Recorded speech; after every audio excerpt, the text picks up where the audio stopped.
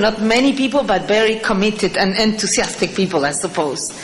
And I understand, because all the issues are so important and so relevant, and the fact of having to deal with so widespread of issues and with little time, it's very difficult to go into more details and to analyze a little bit more all these different questions, but at least it leaves us with a hunger of continuing analyzing, discussing, and trying to get the best, I would say, to share the best experiences, what works, what doesn't work, what works in a concrete environment.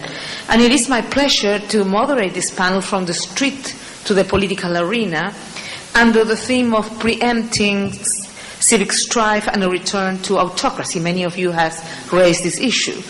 And I'm joined by distinguished panelists that I will present in a couple of minutes. But I wanted to introduce the issues, mentioning that there is no doubt that the uprisings and upheaval in the Arab world mark a transition and historic opportunity. As any opportunity, it can be a success or not, but it's a great opportunity. It is a transition that some people mention is similar what has happened in the Eastern Europe and in the 1989 fall of the Berlin Wall.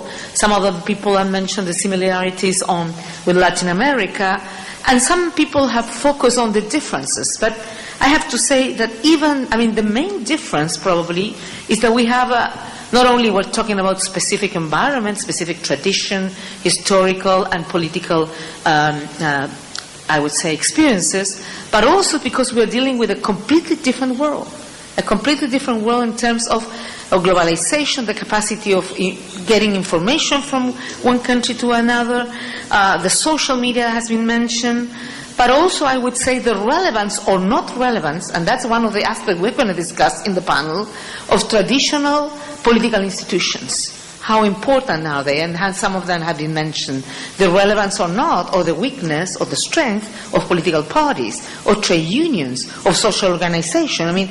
All the ways that the society organizes themselves to respond to the different needs. But believe me, in one thing, you will be facing the same issues that we faced in the past, the ones who came into transition. And we're going to discuss today some of these issues and tomorrow others. We're going to discuss what happens with transitional justice, how we deal with a nation that after or a civil war or a revolution needs to be a unified nation, but on the other hand has to deal with the past. How you envisage, how you're going to deal with violation of human rights, but the needs of reconciliation. I will tell you, this is the most difficult issue. And it's in many places of the world, and it's not always immediate, sometimes 20 years later, 30 years later. And some people say, we're not going to get into this, we're going to decide that this is impunity or amnesty, because this divides us. It's like, I'm a doctor, a medical doctor.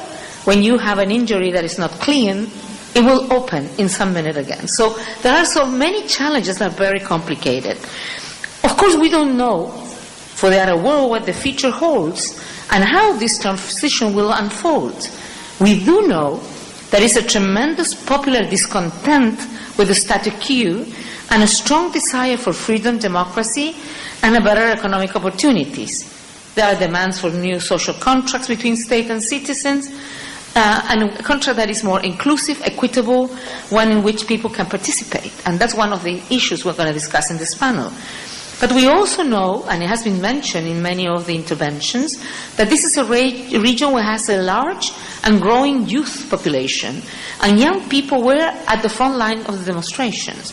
They are able to organize, to transmit ideas, information, even photographs, through new and powerful forms of communication, through mobile phones and social media.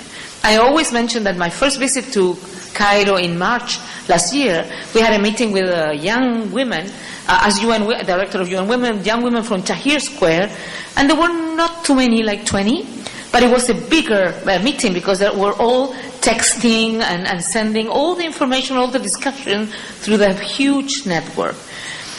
And this is certainly also a new development that has implications for the future. We also saw women rising up as leaders in the protest on the streets. But now, for a transition to democracy, it is vital that the people who led and participated in protests are able and have channels to translate their leadership from the streets to their meaningful and sustained participation in the political arena. You just mentioned the, I would say, dramatical side of what we have seen until now. Women are not being able to play a significant role, unfortunately. And those girls in March from Tahrir Square, she was so disappointed because they said to me, we were shoulder to shoulder in Tahrir Square. We were there. We were facing the same kind of risk. Now we go to the new parties and ask for our place there. And we receive this following answer. It's not this time, girls. Now it's about democracy. How could somebody believe that democracy is not about rights for women and men? We have a problem then, if people believe that democracy is not about women. And we see that in many parts of the world. And UN Women is supporting women in the region at their demand to participate in the transition to democracy. And I want to focus on at their demand, because we are not going to come here and impose anything. If we are needed, if we can help, we will support, and we have been doing it.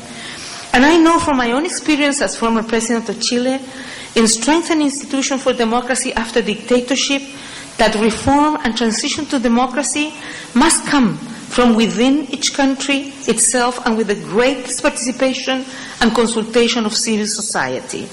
The greater the participation of the entire community, the stronger the institution they build for the well-being of people and society. And I know this is a huge challenge in some of the countries that have gone for so long with autocratic regime and little development of civil society. There is a strong challenge. For us, it was different. It was a restoration, a normalization of political life. But we had political party. We had a huge civil society.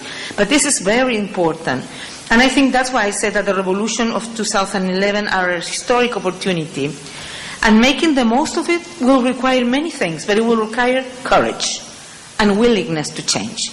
And we're here today to share with our fantastic panelists their insights and their experience. I would like to mention, we all have spoken about how these movements were not done, were done in a sort of more spontaneous movement of young people, well, some not so young, but I have to say at my age I found that everybody is young, so, but young people. And the question you could ask is how, when you are in a transition and you have people who are developing parties, how you deal with the issue of getting these young people who, some of them will go and believe that parties are the solution, but some will believe it's not part of the solution, and they prefer to move in another space, if I may say, social space. How we ensure that these people are part of the process, and they also have the challenges, these new parties, in competing with well-established and better organized political parties. And the other thing is, in the world today, when you see people saying, we don't like the world how it is today, we don't like how politics are being developed, and you saw it in Madrid, in Indignados, in the 99% movement in Wall Street, Occupy, and you see it in many other places. Do we think really that the only possible way is to go from spontaneous movement to political parties, or there are other ways? And second, how we channel this energy, this capacity, because I believe that participation is also a very good way of responding to huge expectation. So I will ask my first panelist, Mr. Pavel Demes, to talk to us about this, but also to deal with these challenges. How what in your experience, how we can deal and have better